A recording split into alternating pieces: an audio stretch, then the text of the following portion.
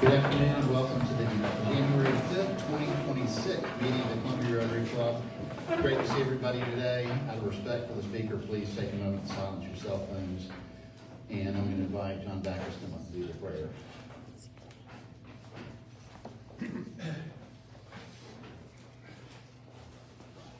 Good afternoon. The Lord did not have his hand on his messenger, his prayer messenger today. He let me go to the wrong place. So I made an extra trip today to our old venue. Guess what? There was nobody there. So I made a quick recovery, and here I am. So I ask you to pray in your faith as I do in mine at this moment. Please join me. Gracious Heavenly Father, you sent your Son to live among us, and we have once again celebrated that amazing gift. Emmanuel has taught us to live as you would have us do, to love our neighbors as ourselves, to do justice, to love kindness, and to walk humbly with you, God. You have given us many opportunities to serve in your kingdom. So many of your children are hungry. So many are heading into winter with no way to stay warm. So many have no one to love them or care for them. So many need justice, and so many simply need a little kindness. Oh God, as we move into this new year, be our guide in helping us find ways to serve your children. The need is great, but the workers are few. Please, God, do not let us be discouraged when we face the task at hand. We pray, God, that you will give us the strength to do good work and to walk humbly with you. Amen. Thank you, John. And I'll admit that I did the exact same thing John did, and I got to the Carolina Coliseum on Assembly, like, what am I doing? So, you're in a good company, John, I think. Ask Brian Pearson to come up and sing the national anthem for us. Will you sing with me? Sorry guys, the slides are a little slow today.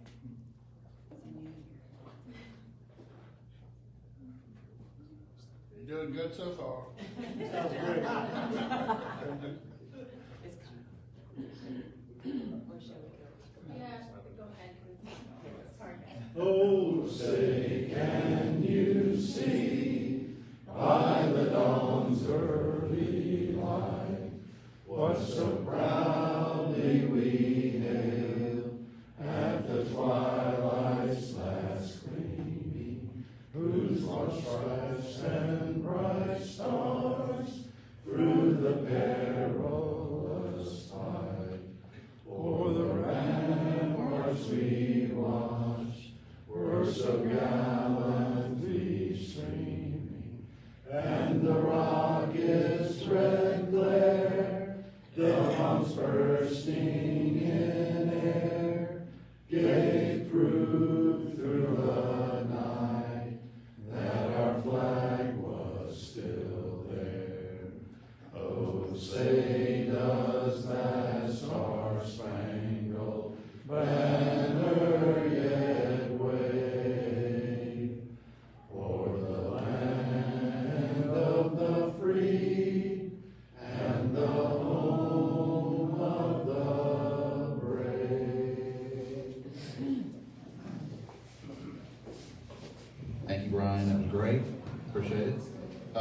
And now if y'all will recite the four-way test with me. For the things we think, say, and do, is it the truth? Is it fair to all concerned? Will it build goodwill and better friendships? And will it be beneficial to all concerned? Now, Kelly, you're going to introduce our visiting Rotarians and guests.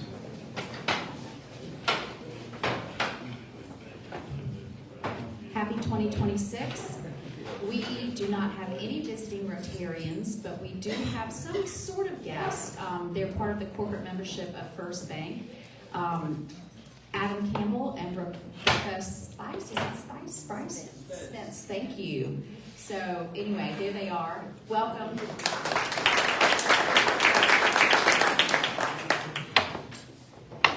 Thank you, Kelly, and welcome, guys. Appreciate you guys coming today and representing First Bank. Now, just a few, really one housekeeping note. We've got a board meeting on January 13th. So if you're a board member, you'll just mark that. Not the new board that got elected, but the current board. So don't want to confuse anybody. Health and happiness, we got Grace coming up to do that and go through our part message.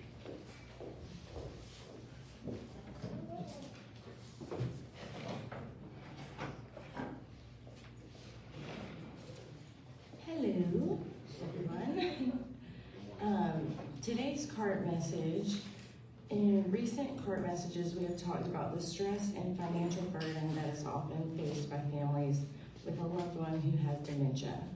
We noted that in-home care can cost $30 or more per hour. That is $240 a day for an 8-hour day. Fortunately, some communities have programs with resources that are free.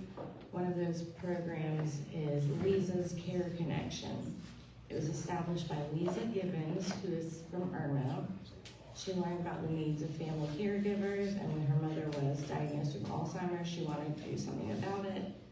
She established Lisa's Care Connection that provides a variety of support groups and services to give helpful information to caregivers. One is in California, where she lives now. The other is right here on St. Andrews Road. So Lisa's Care Connection. I didn't know what else to say for health and happiness today, so I put it into AI. I said, write a message of hope. And it said, it's pretty good. I said, keep it short. Think of hope like a palmetto tree in a hurricane. It might look a little ridiculous swaying in the wind, but it is surprisingly hard to knock down. So keep inhaling and exhaling and hoping. That was a plan. While I breathe, I hope. South Carolina's motto. And it said, at the very least, it is much easier than the alternative and involves significantly less fainting. So that's all I got. Way to go, Gracie. Thank you for doing that. And I didn't say it already, but I hope everybody had a happy New Year and Merry Christmas and Happy Hanukkah if you're Jewish. So first day back after 2 weeks off. I hope everybody's well rested and ready for 2026. Hopefully it's going to be a great year. So I'm going to ask Laura to come up and introduce our speaker from USC Carolina Health Program, Life Program. Hi, good afternoon, everybody. Yeah, it's New Year, yay! And you start off a great New Year by walking in there and you see pecan pie. I was like, oh my gosh, you know, the New Year's resolutions and all that good stuff is, yeah, that may never kick off this year. But today we have a representative here for Carolina Life. So Erica was to be our presenter, but she let me know this morning that her gift of the holidays was a cold. So she was not able to join us, and so we have today the Assistant Director of Carolina Life, Maggie Pizzini, and so she's going to talk to us about the program, but I did just want to provide some context around the Carolina Life program, which is it's a program at the university for young people with disabilities, intellectual and physical disabilities, and it helps prepare them for life. Clemson has a similar program. I mean, these are amazing programs that are producing some really, some great young people. So in my role in town and workforce with the Columbia Chamber, we talk very often about where do we find the resources to fill the jobs that we have available. And one of the places that is often overlooked is for people with disabilities. There's a couple of really exciting new initiatives coming to town that employ folks with disabilities. One of them being the Lantern Hotel, which is going in just not far from here, right off of Gervais Street. And then on Gervais Street was a coffee shop called Biddy and Bose, which was part of a franchise that employed folks with disabilities. They've actually closed the Biddy and Bose franchise, but the owners of that entity, that company, are reopening a Shiloh Trading Company, doing very similar mission to employ people with disabilities, but they're doing it independently of the Biddy and Bose franchise. So that will be coming back online here, hopefully in the next couple of weeks. But just as an example of, I don't know if you had ever gone into Biddy and Bose, but it was one of my favorite coffee haunts because you walked in and immediately, smiling faces and welcome, it's great to see you, come in. And the owner of Biddy and Bose always said, I wish other employers had my problem. My employees don't leave. She said, I have resumes and stacks of resumes, but they don't leave. They don't sit on their phones. They show up on time. They work when they're expected to. So it's a great resource, and I'm excited to hear from Maggie about more details about this program at the university. So please welcome Maggie Pizzeni.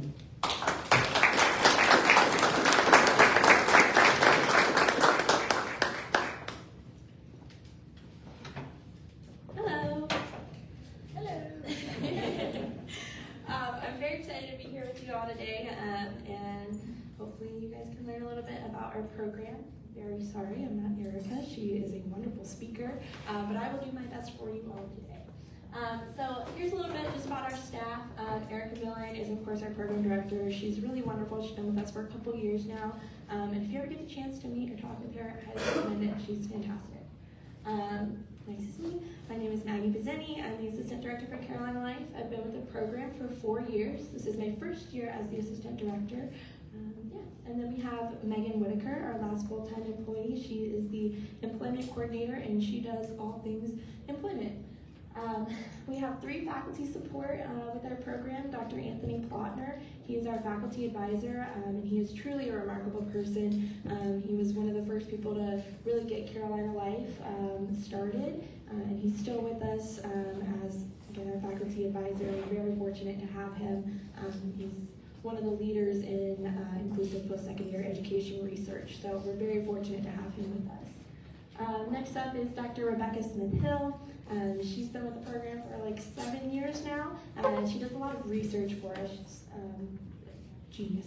And then Dr. Jessie Guest, she supervises some of our staff members in the personal development domain, which I'll talk about later. And then we have around 25 coaches. Those are part-time staff who are also students at the University of South Carolina. All right. Okay. We have a little video. I don't know how to make the video play. Press the next button, maybe it'll play. No, it did not. Let's see. Maybe I can get it.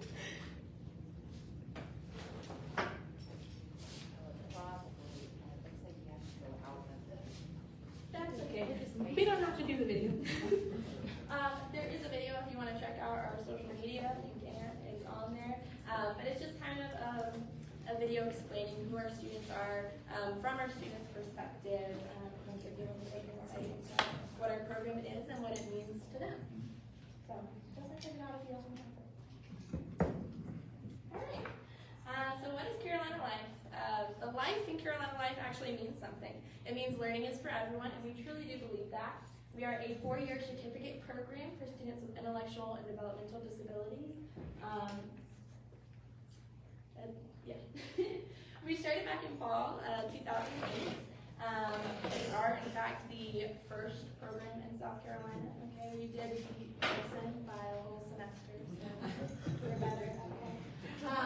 Our mission is to be a national leader in developing a culture of inclusivity and collaboration across college and community systems for better post-school outcomes for all students. So basically, we just want to be the best at what we do in supporting our students. And our goal is to, of course, help our students, but also helping other students at the university, meeting people with disabilities and learning to work with them. We work with a lot of students who are trying to get a degree in education or counseling, so having that experience with our students can be really beneficial to them as they enter the professional field.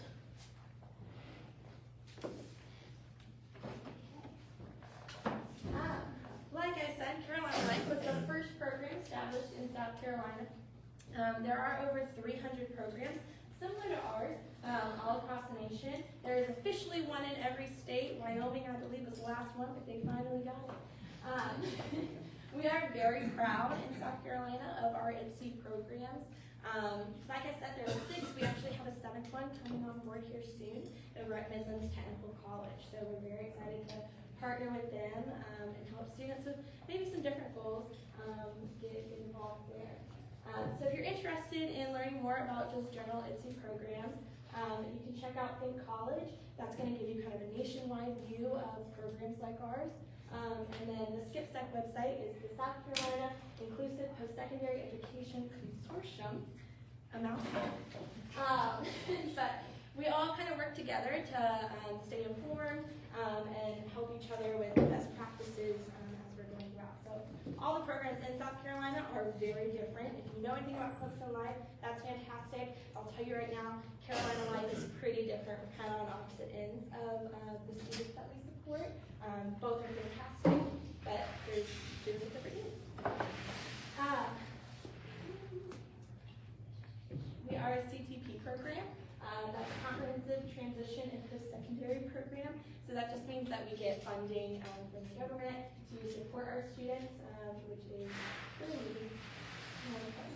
Our students also qualify for federal financial aid through the FAFSA application. I'll talk a little bit about financial aid later.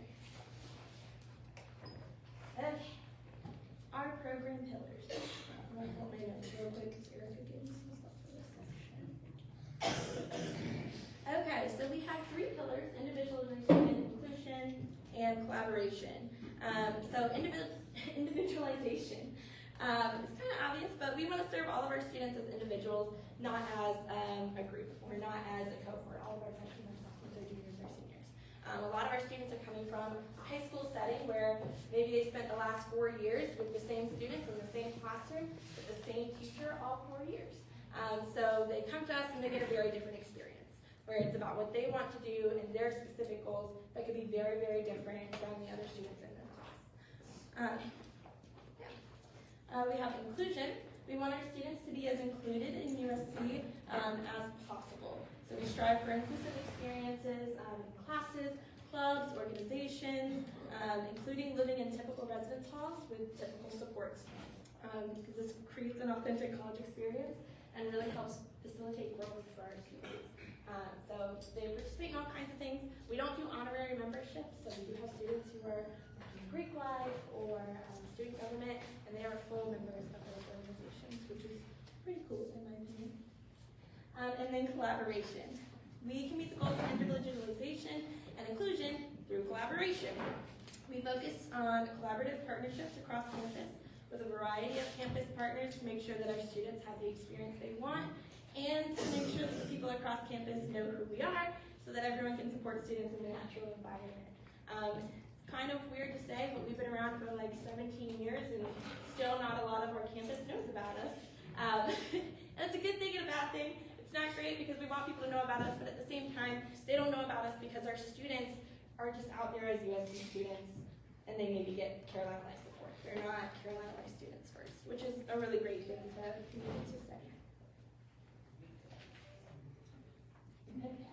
Our program philosophies, we have an expectation of interdependence. So a lot of people, they think of independence as the key goal, but I don't know about you guys, I am certainly not 100% independent. My tire went flat a couple of months ago, I called my dad. When I do my taxes, I call my dad. When I have a problem, I call him on break.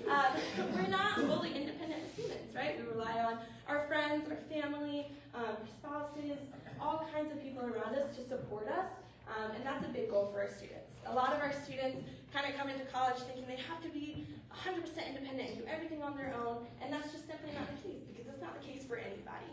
So our goal is to teach them how to utilize the supports around them to be successful in whatever their goals might be. We have the program of 1, just kind of similar to the individualization that I was talking about. Each student is a very unique individual with different support needs. So, like I said, we all have support needs. Some just have more diverse or higher support needs, and we're going to focus on each student as their own person and not have all of the supports for all of the students, right? If a student comes to us and they're saying that they got the social engagement aspect covered, they don't need coaching in that area anymore, and I don't say things that don't make sense right. But if they say that they don't need something, we're gonna talk with them, we're gonna work with them, and maybe they don't need that support anymore, and we're gonna pull it off, because if the student doesn't need it, why are we gonna make them sit through that session? Self-determination and agency, this is huge in college. A lot of our students come to us and they don't really make a lot of their own decisions, right? They went to school every day, they had their first class and their second class, and then they had lunch, and then they had their next class and their next class, and then they went home and maybe they went to soccer or basketball or dance or whatever it is that their parents had signed them up for, and that's how their day was. And then they come to college and they have a class in the morning, and then they have 3 hours with nothing to do. And we have to learn what to do at that time. And it's kind of challenging, it's kind of different. Maybe we go and meet up with our friends. Maybe we go to the library and study a little bit. We'll see. All kinds of things. So we're trying to figure out how to make those choices ourselves and not necessarily rely on mom or dad to make those decisions for us anymore. We have the dignity of risk. I apologize, I'm really not the best at speaking about it. If Erica was here, she'd tell you the same thing. The master of dignity of risk is Dr. Rebecca Smith-Hill. She's amazing. But basically what it means is we all get to take risks as human beings. Every day, we take a risk. It might be small, it might be big. Maybe you ask somebody out on a date. There's risk with that. Are they gonna say yes, or are they gonna say no? We get to take the risk of asking somebody, and we have to take the consequence. If they say no, we have to deal with that. But a lot of our students don't come to us having taken a lot of risks before, because they don't have the chance to make a lot of choices for themselves. You can take the risk to try out for a team, or to try a difficult class, all kinds of things. So we strongly believe in giving students the ability to take risks, hopefully informed risks. In college, we do a lot of things, including, sometimes drinking and partying.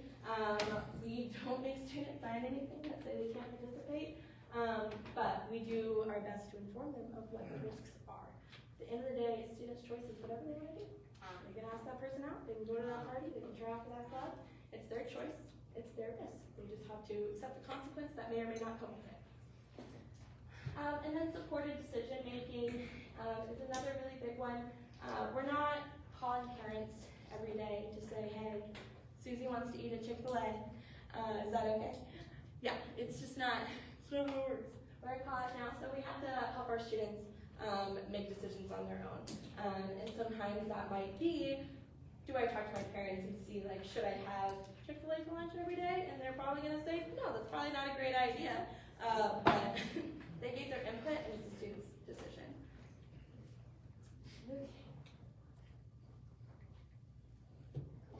Okay, we have 5 domains in Carolina Life.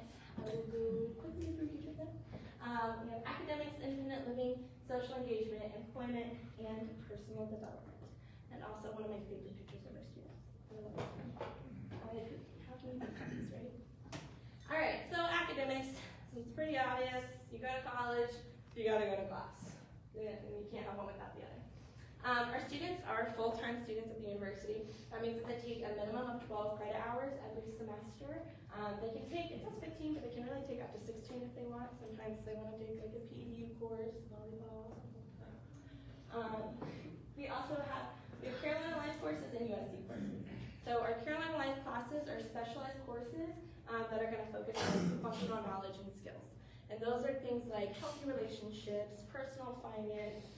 We have a whole employment course series. They take an employment class every single semester, but they're with us. But all kinds of things that we touch on in those kinds of classes. Then we have the USC classes. Our students audit USC classes, so they just don't take them for a full college credit. However, it's kind of a false audit. Typically when you audit a class, you can choose to show up or not show up to class. You can choose to do the assignments or not do the assignments.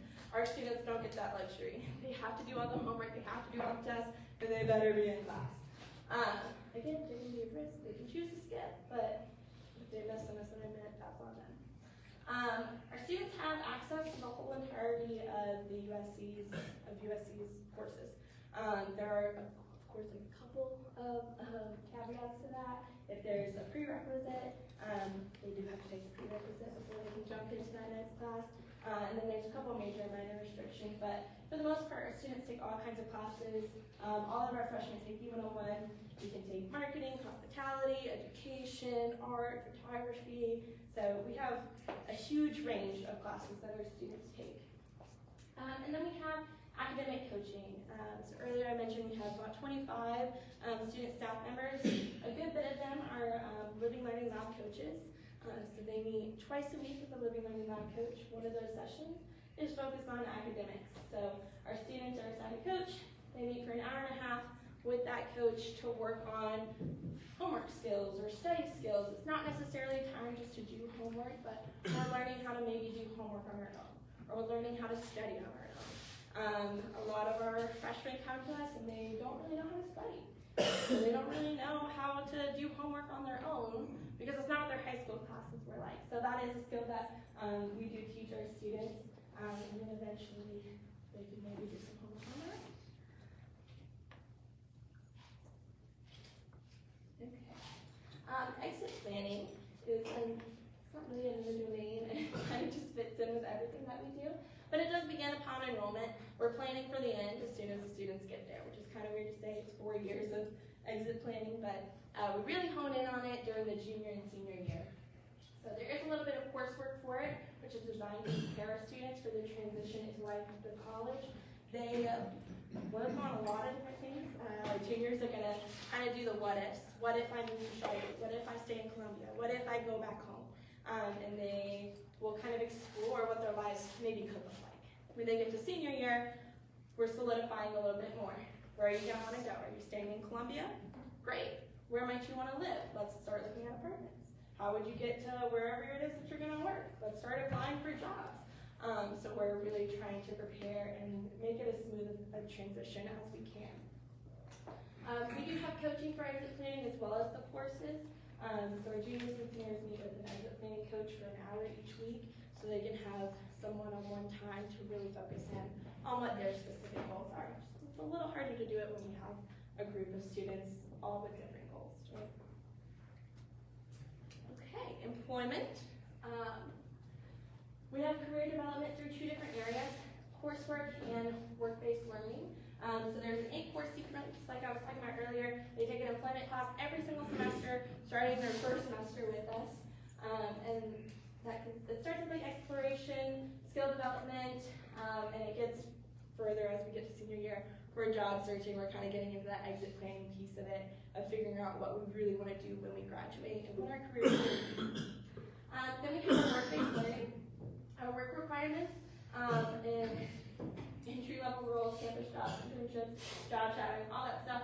Our freshmen, they do 10 hours of job shadowing in their second semester, so our freshmen are pretty excited to come back next week and get their job shadowing placements. Job shadowing doesn't always work out. Sometimes we go to a job shadow and we figure out that that is not what we want to do. And that's a success, right? Figuring out what doesn't work is great. So we're excited to get our students in their job shadowing this semester. Our sophomores are required to work 5 to 10 hours each week, juniors 10 to 15, and seniors 15 to 20. That doesn't necessarily mean that our students are in a job that they're going to work when they graduate. Especially our sophomores and even those early semester juniors, they're probably just going to work on campus, maybe in the bookstore, maybe in a restaurant, maybe in the rest house, all kinds of different things that they could do. But we're learning kind of those soft job skills. How do I work with another person? How do I communicate with a team?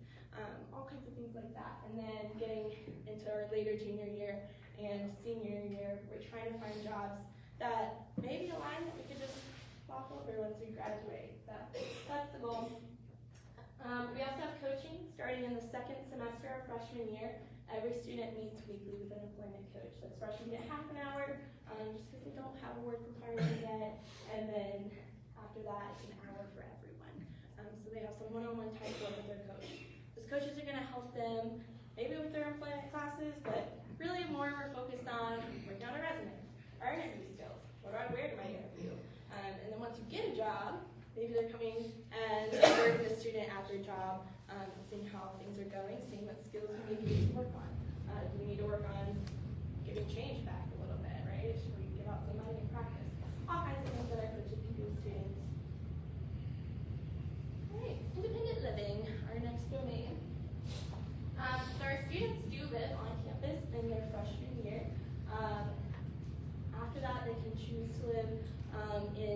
housing that's kind of off-campus housing, or they can live in an apartment on campus. It is up to them. Most of our freshmen right now live in Preston. It's an LLC. We're very lucky that we got them again for this upcoming year. It's an amazing place. They do a lot of living learning community. They do a lot of coordinated events within the dorm and really helps our students get into campus and make friends, make connections. So we've really enjoyed that partnership with them. Most of our upperclassmen who still live in campus apartments live at Park Place. So it's right across from the baseball field. Not too far from us. But it's been a really cool transition getting them to have those Park Place apartments. Okay, the Park Place apartments, just because it's more of an apartment experience, and we're getting a little more prepared for when we graduate. We do have some students who are living off campus. That number is increasing yearly. We actually have our highest number of students living off campus this upcoming year. It's almost half of our returning students, which is really, really exciting. They're going to kind of have that experience of less support from us and more figuring things out on their own. Jumping back to academics, that Living Learning Lab coach, they have that one session a week for academics, and then they have their second session with that coach. Focus on independent living. They can work on all kinds of skills. It is really student-led. What does the student want to work on? Is the student recognizing that their apartment's a mess and we need to work on a cleaning schedule? Maybe they realize that I don't really know how to cook for myself and I don't have a meal plan in a year. How do I make meals? All kinds of things that our students may want to work on. We do get natural supports from the RAs at USC. We do a cross training with all of the RAs who might come in contact with their students, so they have a little bit of input from us. But for the most part, if a student has an issue, they go to the RA. Support's already there. We do have Carolina Wise admin on call, so if there is an emergency, they can contact us and we will be there at any time of day. Okay, social engagement, the fun one. All of our students have access to on-campus offices and supports, including participation in campus life. So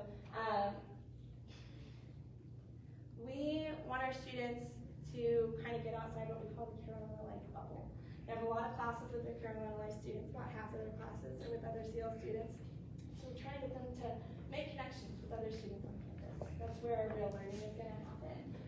So each student has a coach that they meet with for about half an hour every week, and they're going to work on things like how do I identify friends? How do I make friends? How do I build those relationships? How do I find a club or an organization that I maybe want to get involved with? How do I get more involved with that? We have a lot of students looking for some leadership opportunities in their clubs this upcoming semester, which is really exciting.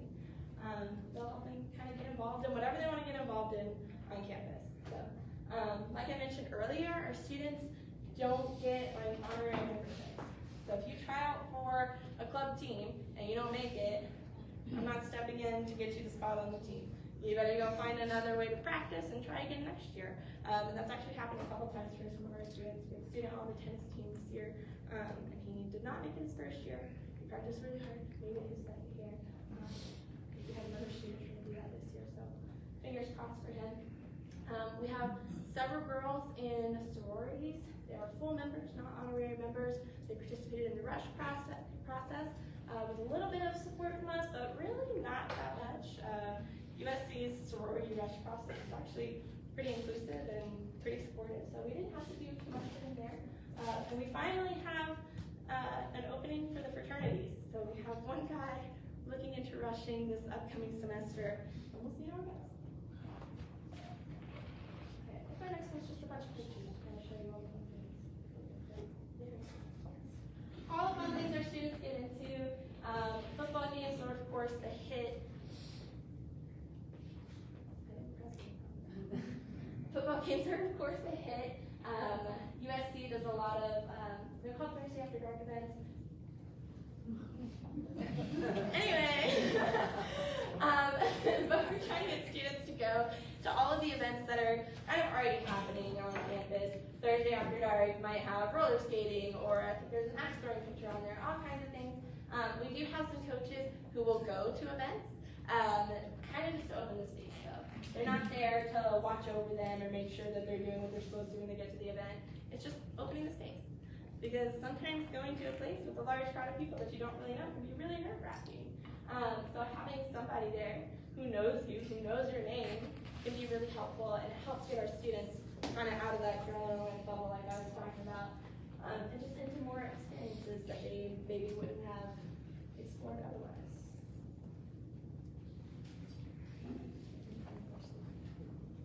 Personal development. Okay, our fifth domain. This domain is really, really special. There are some programs who are doing it now, but not quite the same way that we are. We were one of the first programs to really start developing personal development, and we're very proud of it. It's really a wonderful domain. Many of you went to college. You maybe explored a lot of different things, and you probably grew a lot as a person, and that can be really challenging. So we do have support for our students in that area. They work on things like self-determination, self-regulation, stress management, relationships. Relationships change a lot from high school to college, right? Even with our family, our friends, we have roommates now, maybe romantic relationships that we've never explored before. Time management is a really big one. And then of course, self-advocacy and agency. How do I speak up for myself? So all of the supports are student-driven. Again, it's what the student wants to work on, what the student needs. They're going to tell their coach what they want to work on, and they're going to go with that. They do meet with their personal development coaches are either Masters of Social Work students who have been with us for at least a semester to observe some PD sessions, or they're counselor ed doctoral students who have some counseling experience. So it's not counseling, but they've got a little bit of experience to kind of help our students along the way that they need to. So we're very proud of our PD personal development domain. Okay, estimated cost. If you're wondering how much it is to go to Carolina Life, it's about the same as any other student at USC. They pay the same tuition. We do have all of our out-of-state students. They pay the in-state student tuition, so that's a nice little benefit for them. But that's kind of just a quick look at what it would be each semester.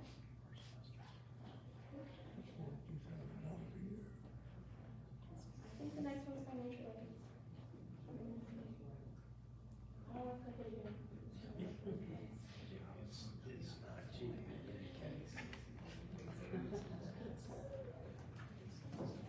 Okay.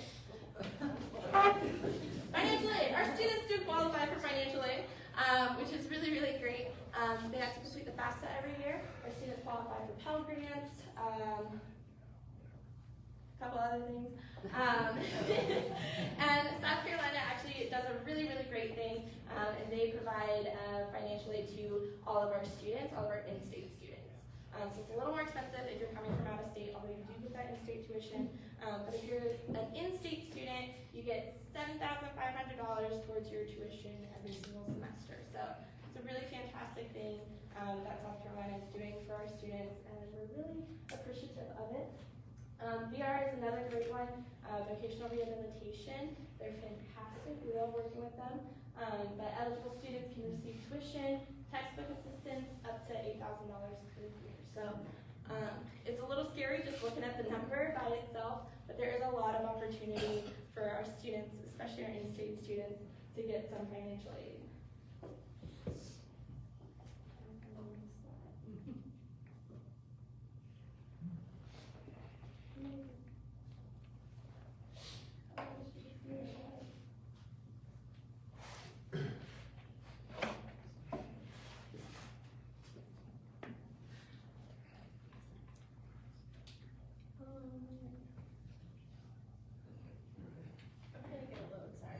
It's okay.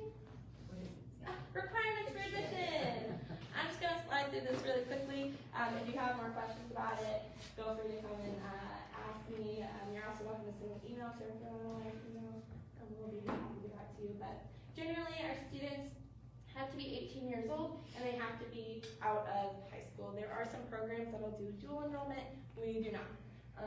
So you have to have proof of your completion of high school, whether that's your diploma, certificate, or something else. Now our age requirement, it does say 18 to 26. That is for housing support as well. So you would be able to live on campus in a dorm. If you know somebody over the age of 26 who might be interested in a program, they can absolutely still apply. they just wouldn't be eligible for assessment supports. They'd have to have an apartment or somewhere to get to campus on their own. We need a documentation of an intellectual disability. That goes back to the CTP that I talked about earlier in the presentation. We don't get our federal funding unless we prioritize students with intellectual disabilities. So there has to be an intellectual disability. We ask for basic safety and navigation skills. We certainly do not expect any of our students to be plopped down in the middle of campus and be able to find their way anywhere on campus. I went to USC for like 5 years, and I worked there for like 4, and I still get lost on campus. That's okay. What we need is for the student to be able to pull out their phone and GPS their way to a place that they know, or to be able to ask somebody for help. That's all we need. Cross the road safely. Basic technology skills, gotta be able to use your phone, gotta be able to use your laptop, gotta take notes in class, you gotta go call somebody if you need help, things like that. Nothing too crazy. I'm not a quiz myself, so I'm not expecting our students to do tech quizzes, although a lot of them really don't. Can really show me out on myself. The ability to functionally communicate. This includes non-traditional methods, so if they communicate through technology or through ASL, that's completely fine as long as they can communicate with us. That's all we need. And the ability to do daily care tasks without supervision. So we are not in the dorm every morning waking students up and helping them get ready for school. They gotta be able to do that on their own. And that includes medication, whether it's a prescription medication or if they have a headache and need to take some Tylenol, they need to be able to figure that out themselves, or with some sort of support. We have students who use technology to support them in their with their meds. One student, she has this really cool machine actually that pops out when she needs that whatever time, and then it sends her a text that she needs to go take her meds. It was pretty cool. And of course you can call mom and say, hey, I have a headache, how many Tylenol am I supposed to take? Because I certainly did that when I was a freshman in college as well. Again, we're not looking for perfection, we're just looking for the ability to ask for help. Okay, I'm looking right at the end here. Where's it from? I think I skipped one. Okay, what we're looking for. It is a competitive application process. We're in the middle of it right now, but we're actually kind of coming to the end of it. But we do have over 50 applicants every year. It is not first come, first serve. You don't get your name on a wait list and somebody goes on, you automatically get in. We want students who want to be here and who have goals. You'd be surprised how many students we interview and we say, why do you want to come to Carolina Life? And they say, well, my mom wants me to come here. That's fantastic, but you're probably not going to be too successful. And that goes for really any student at USC. If you don't want to be at school, if you don't want to go to class every day, then you're probably not going to be super successful in school, right? So that's what we're looking for. We're looking for a student who wants to be here more than mom wants them to be here. We also want our students to explore different IPSY programs. Like I said, there's over 300 in the country, which is really amazing. That means our students have choice. If you learn a little bit more about the different programs in the state, we're all very different. We support different types of students, so we want them to find the program that fits them best. Does Carolina Life have the right level of support that I want? Or do I need a program with more support? Or do I need a program with less support?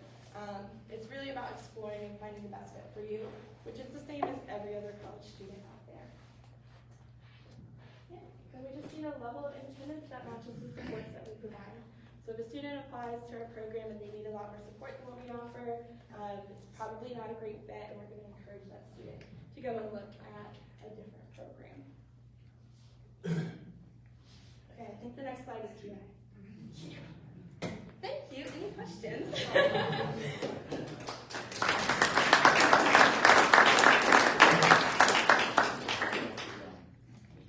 Kelly, if you got the other mic. I think it's up there.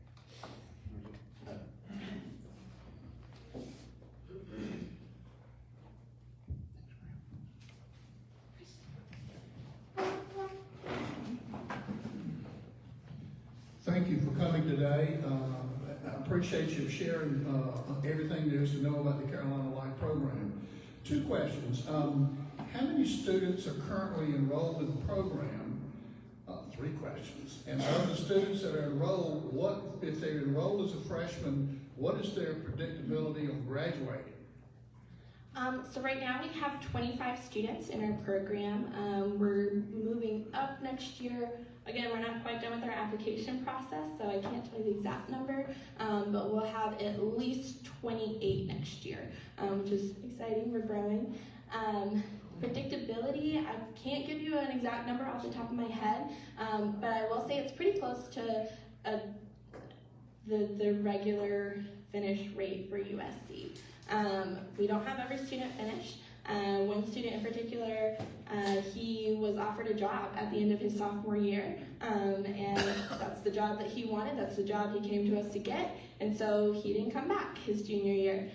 Some students just realize that it's really not the right place for them. Maybe they want to be closer to home, or maybe they realize that they need more support, so they might transfer to a different program. But generally speaking, we have about the same completion rate as USC itself. Okay. Hi, thank you for coming today and sharing. You mentioned the shadowing program. Do you need some of us to step up and offer our offices as a place for your students to shadow? I have a lot of undergrads and grad students that shadow at my office. Yes, that's a lovely offer, and we would absolutely love to speak with anybody who is open to having one of our students with you. As for job shadowing, we are looking for places that match the student's goals, right? So if we have a student who maybe wants to work in veterinary office, we're going to find a vet for them to work at, although every single time those are usually the ones who fail because they don't want to see the doggy sick. So it's just the first one that came to mind. But some of our students want to work in hospitality, so if you have like a store or a restaurant, those are really big. I'd say maybe like 40-45% of our students want to work in hospitality in some way. So yes, we would love to have the opportunity to speak with you. Once we get to sophomore, junior, and senior year, we're not really looking for placements anymore. We're looking for typicality for our students. So we help our students apply for jobs, and they interview and they go through the process just like anybody else would. We do have our employment coordinator, Megan, reaches out to those employers and just says, hey, this is Carolina Life, this person who applied is part of our program. If you've been interested in talking to us some more, we'd love to. So if that's an opportunity that you're open to, we would absolutely love to talk to you as well. Thank you. I was going to ask a question about the origin of the program and its relationship to the federal funding. Was the program created because the funding existed, or did the program exist and then the funding came along? No, IPSE programs actually exist because of parents. So a lot of parents saw their students with disabilities look at their peers, look at maybe their older siblings, and they were applying and touring colleges, and the students were missing out on that opportunity themselves. So there was a pretty large movement, maybe like 25 years ago, where parents really started pushing for colleges to open up these programs.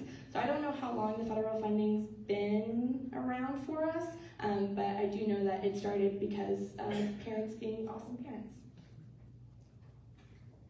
I couldn't help but notice that a lot of those, almost all of those, I guess, options and availability and everything that you're doing with these students could be also used with the general population of any college student, and they should be jealous of this program because it looks fantastic, like every college kid might need.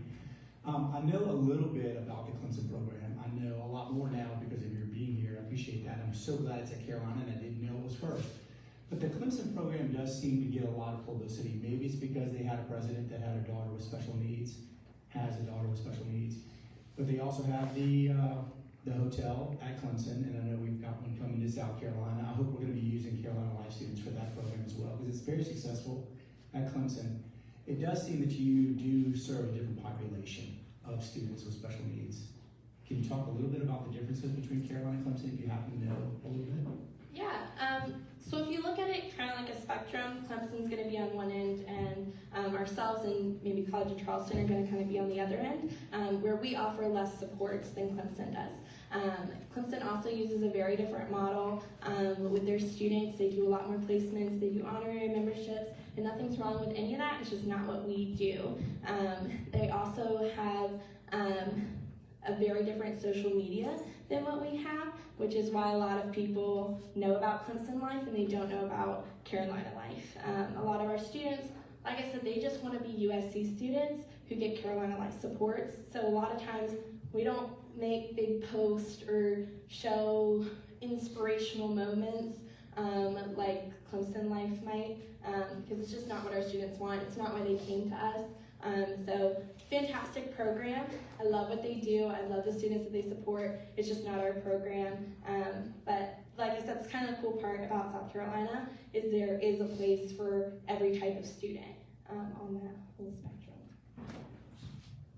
Thank you for coming today. I really appreciate it. My question is around the area where you were talking about how to teach our students when and how to ask for help. Yeah. I worked at a major university career center for a while. That was one of our big challenges. We found that women have no problem asking for help, but the men won't. We don't stop and ask for directions, those kinds of things. So if you could share how you help them overcome those challenges, I'd be interested in that. Yeah, I mean, it kind of depends on the student. Every student's different. Every student's going to learn different. But I would say generally when I'm working with a student and I want them to start asking for help, I'm going to tell them like 2 strikes. Try it once on your own. If it doesn't work, try it again. If it doesn't, ask for help. And then we think about who we might need to ask for help. Our students have a lot of coaches. They have a lot of built-in support in their week. So if it's a problem that they're having with a friend, maybe they'll ask their personal development coach or their social engagement coach. If it's a problem with their class, then maybe I ask my academics coach, or maybe I ask my professor. So it's really, we give them a number, just depending on who the student is. I want you to try it this many times on your own. And then if it doesn't work, let's brainstorm who you can ask for help. Because most of the time, it's not actually the coach itself who is gonna be the right person to help. Most of the time we want the student to go and talk to the professor if I'm not understanding my homework. Our coaches aren't content experts. If I was coaching a student who was taking algebra, I would be absolutely useless. My job would be to help them find the help that they need. So I'm going to talk to them about, have you talked to your professor yet? Have you talked to another person in your class? Have you gone to the tutoring center on campus? And just giving them kind of the options to see where they need help and where they could potentially get the help that they need. Maggie, thank you so much. Let's get Maggie.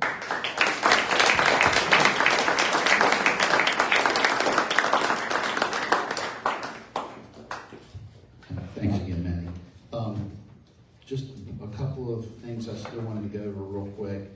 I wanted to read y'all a thank you note from Rusty. It came to CapCon, who shared it with me, and I've got it here if anyone wants to see it. Dear Dave, I must tell you that I was bowled over at reception.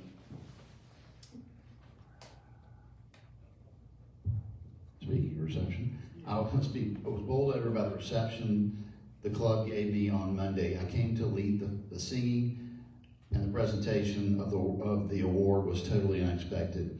My experience in Rotary over the years has been totally positive, and it was a pleasure to be part of the club for many years.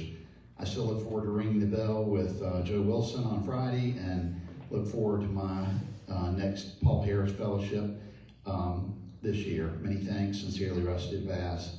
I just think that was great of Rusty to do, and we're honored to be able to honor him. Speaking of bell ringing, I appreciate everybody that did the bell ringing this year. I think Andy did a great job. Thank you, Andy. And then we had a great food packing event too. So thank you, Green. That was so much fun.